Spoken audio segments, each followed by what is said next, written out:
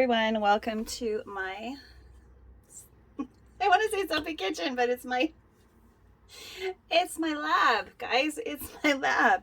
Welcome to my lab. Gotta come up with a catchphrase that I like better than that. Okay, so today we're gonna be making a beautiful face cream. So this is gonna have some special ingredients in it for Mother's Day. We've got Bulgarian rose water, and we're gonna use as our active a 1% hyaluronic acid complex. We're gonna add about 10% of that. We're gonna make it fairly substantial, even though it's an active. And in order to incorporate that, you'll have to deduct some of your water content from your build. So as you're building your formulation, know what ingredients affect your water phase, and adding a water active does that. All right, so what I've got in here are rose water and distilled water, and we're going to add that hyaluronic acid complex. So we're just gonna measure that out. I've got most everything else measured already, but I thought at the last minute, this has to have, it must have hyaluronic acid in it. Hyaluronic acid is probably my favorite moisturizing ingredient, and if it's going on my face, I want it to have it. All right, so we're gonna add 10 grams.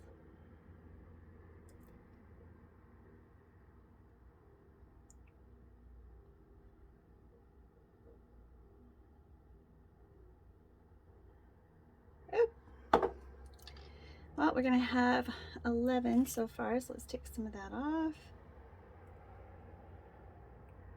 We're back in till we get 10.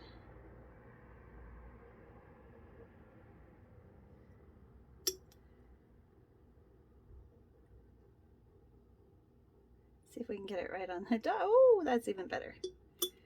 10.0. 10.1 actually. So let's go a little. See if we can do that better. There we go. That's it.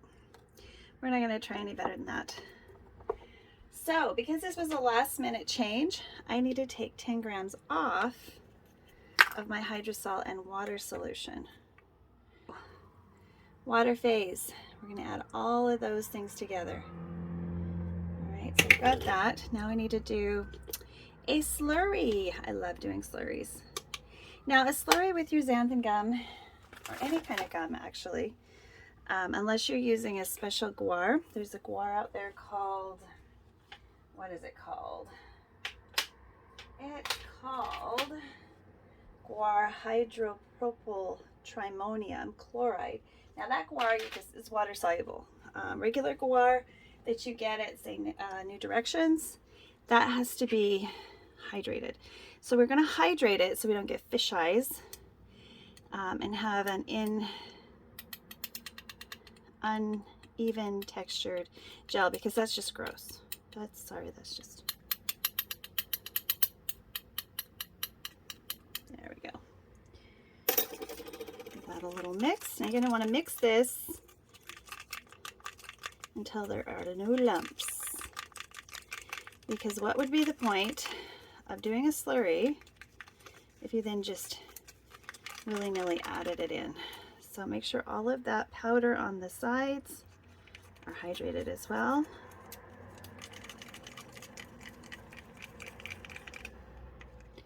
And there are no lumps.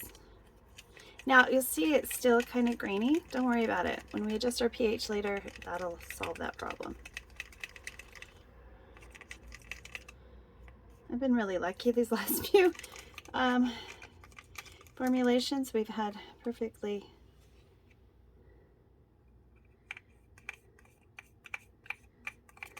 skin safe, skin loving formulations. And that can change. Your water pH may be a little off. One time it might be fine, the next time you'll be like, oh, what's going on here?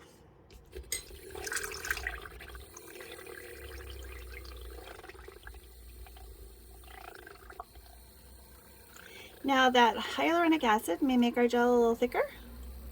I'm okay with that. If you don't like that extra thickness, don't add quite so much in your own formulation. But I love the feel of hyaluronic acid, and anytime I can add it into my formulations, I do, because it's so wonderful.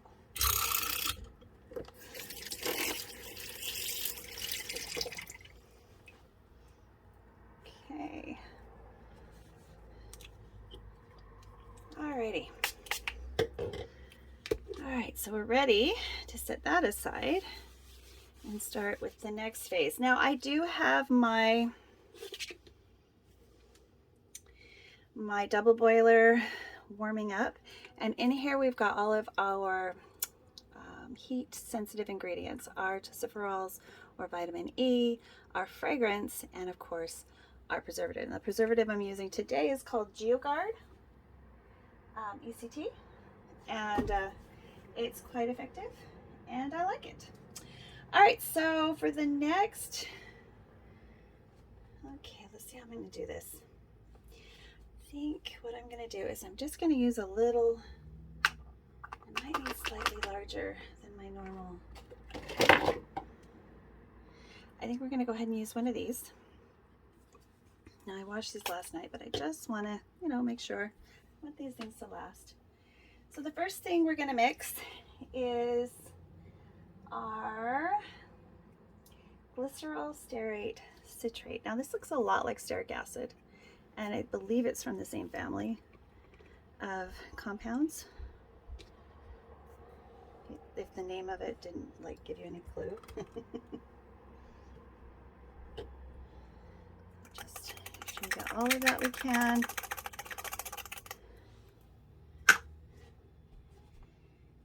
And then we've got our Olson 1000, which is this flaky substance. It's our emulsifying wax. It's going to build body and help us make a nice, beautiful cream. Today we're going to be using a refined shea butter. This is completely odorless, thick and beautiful, and it's actually one thing that I seal my hyaluronic acid in my own beauty routine. So I will be doubling up on ingredients here, some of my favorite ingredients, combining hyaluronic acid and this beautiful shea butter. Trying to figure out how to process this kind of shea butter in a way so that it's a nice viscous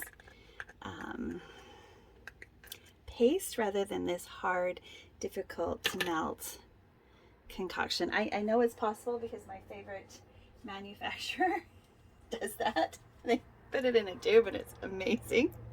The next ingredient we've got here is macadamia oil. Now I haven't used that much on this channel. I've had it for a while, haven't used it, so I'm excited to see how it feels on the skin. Next ingredient is avocado oil. I use a lot of this. That's a favorite one. And then we've got our almond oil. So we've got almond oil in there. It's a nice light almond oil. And then we've got a synthetic beeswax. It's supposed to be a natural formulation, but my kit only came with synthetic beeswax, so it's not quite natural. But what can you do? You get what you get when you have a lab.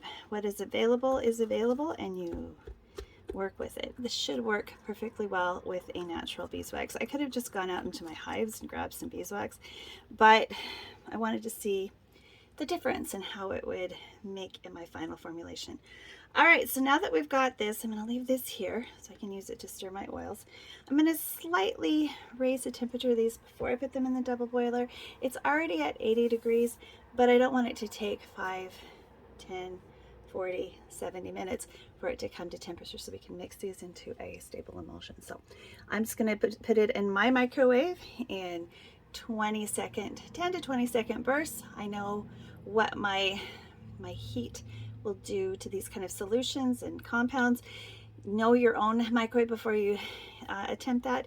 If you don't know what your limitations are on your microwave, just stick to double boiler. All right, so we're just gonna warm these. I'm gonna warm these up. All right, so this is where we are. We are at temperature. We are above 75 degrees. So we've got this nice melted waxy phase and this beautifully warmed gel phase or water phase. Now what I'm going to do is I'm going to remove it from the heat. These are nice because they're hot. They're going to stay hot for a little longer. So pull these out. Set this aside.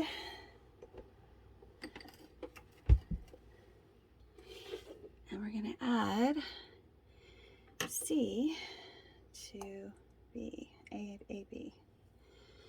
Now we're going to have a little bit.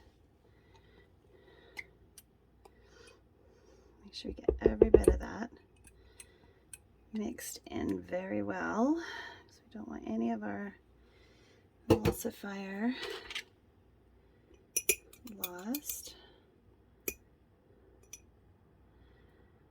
Oh boy.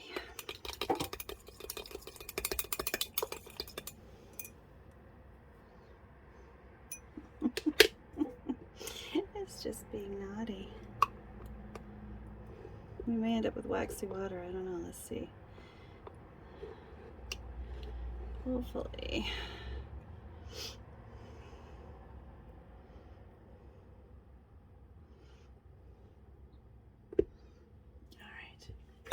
Got as much of that as I can. I'm going to make a nice whipped cream. Now you're going to want to have a continuous stir on this while it cools. So hopefully, if my battery dies, I'll be able to find another battery quickly. We've got a beautiful emulsion. And make sure we get all of that mixed in really well. Heat loss is fast and furious when you're working with 100 milligram solutions.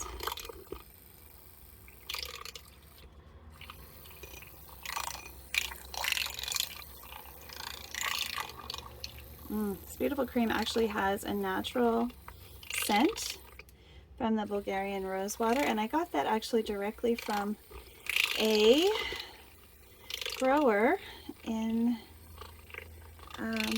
Bulgaria. So I get my rose every year for Mother's Day, and I thought I'd share one of my creations with you. One of these years I will use a little bit of the beautiful rose wax in a formulation. I think you'll enjoy that. Maybe substitute a little bit of the beeswax. It's got the same kind of tackiness. It's a little harder wax though, so it's going to be definitely something we're going to have to trial and error with. Oh, this is just gorgeous.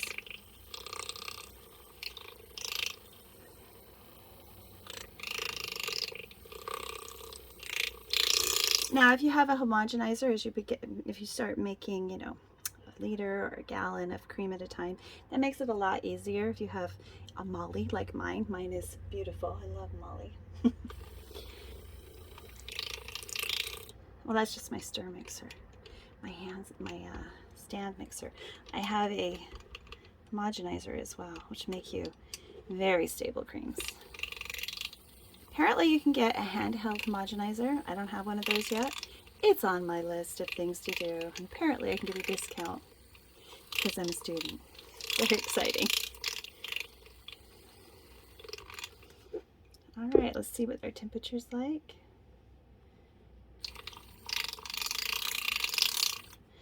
I'm going to let this cool quite a bit more, so we don't want to take any chance. Oh, that's nice. Test the cream. It's very nice. Absorbs really nicely. Very good. Happy with it. No soaping. Yay, we got are balanced just right. Thank you, Belinda Carley, for the formulation. If you'd like a basic natural face cream recipe, I have a link below where I got my build from, my original recipe from, and I'm sure she's got one on her website for free. She's very, very generous with her formulations, which is amazing, and one of the reasons I was so excited to study with them, as well as Formula Botanica. All right. I will be right back when this is nice and cold, and we'll add our heat sensitive extras. All right, we've cleaned up some of our lab equipment, and now it's actually ready to be tested as soon as we mix in our last ingredients. So again, this is our vitamin E,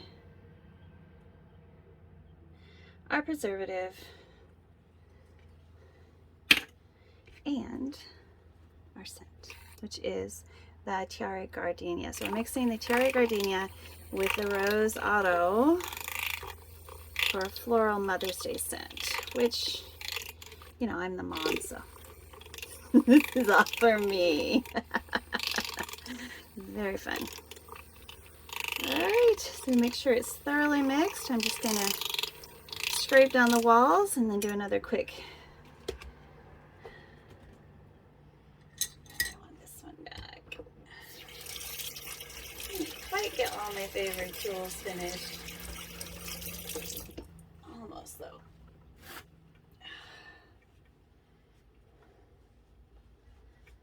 right. Where's my spray? Spray, spray, spray. There you are.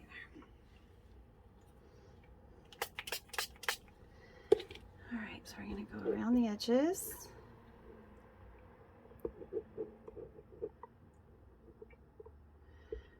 All right, so I've got a container I want this to finish cooling off in. I'm going to show you that. Let me just go grab it. If you want to get some of your own, you can get them at Michael's. I find these are great for storing my samples and prototypes. They're just plastic, non-reactive plastic, and brand new and inexpensive. So I'm just going to pour this in. Now this will change its viscosity overnight, but it's already a nice, beautifully thick cream. Now I'm going to take what's left in here, and I may actually add a bit more because I have an ingredient, that's our finished cream there, that I want to explore. So what I'm going to do is we're going to see how much is left. Now this is Moroccan Nila, and it's been dissolving in one of my serums. So another serum. We're just using it as a color, so we're going to get this a nice little blue color. The reason I wanted to see how this works in a face cream is because when I was in Morocco, Nila was in everything. Now Nila is a type of indigo that is specifically cultivated and used in the beauty industry in Morocco. I haven't seen it here in North America at all. And so we're preparing to go back to Morocco next May in 2024. Hopefully we'll have some confirmations on where we'll be staying and all of that soon, because I'm already so excited. So excited. Now I'm using a fairly high concentration of the active in here because I want to see how it reacts. Now what I'm going to do is I'm going to take a little more and draw a sample up. I need at least 3 more mils. And I'm just going to mix this. See how beautiful that is? and see how well it works or doesn't work as an additive in lotions and creams. Now, it's used widely in Morocco in facial masks, in lotions, in all sorts of different body products, hair products. So I may actually try this in a hair formulation soon. We'll see. Just want to make sure we don't have any uneven mixing and that color is uniform throughout, because I'm going to go ahead and pour it into the bottle. I have some nice little, ooh, it changed the texture.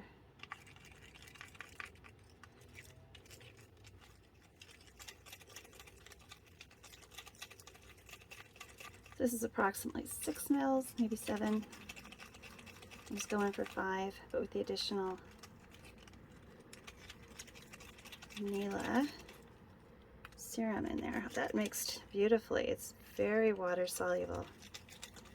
I like it. It's looking much better in my water soluble concoctions than it ever did. And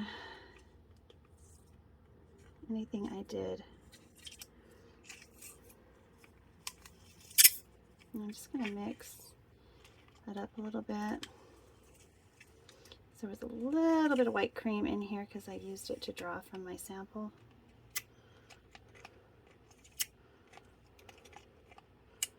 Might have enough here to share. Definitely will cover that up and use it first. I'm just let me get the little bottle that I've prepared. You can get these little airless bottles on Amazon, and they're super easy to fill.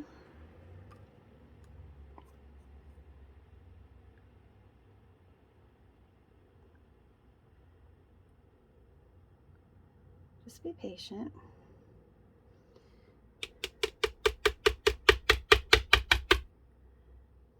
Now you don't want to overfill these because you've got to leave room for the airless pump.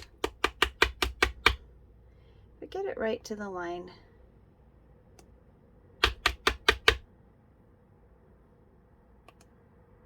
a few more drops. This will be a nice size for a travel or a sample.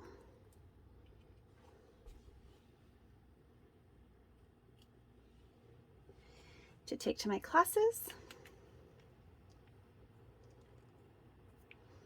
All right, there we go. So there's a little sample that I'm going to be keeping my eye on, and this one I'm just going to use probably tonight as an overnight mask. I am going to see if I can get every little bit of that into this so I have it by my beauty counter. All right, so I will bring you back when we got to do a pH test. Why did I bottle it before I pH tested? Well, I hope that the Nila is a good pH, because if not, I'm going to have to pull that out and redo, or just redo. Let's see where we're at. Might as well start with the Nila one.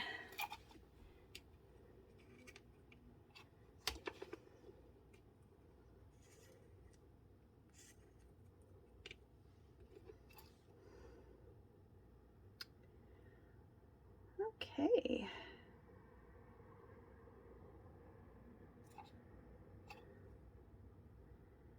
I am liking the pH. It's between 4 and 5.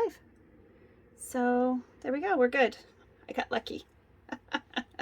Now let's just test our main formulation. Make sure it's also doesn't need any adjustment. The last one needed a little bit of a pH boost. It was a little too low.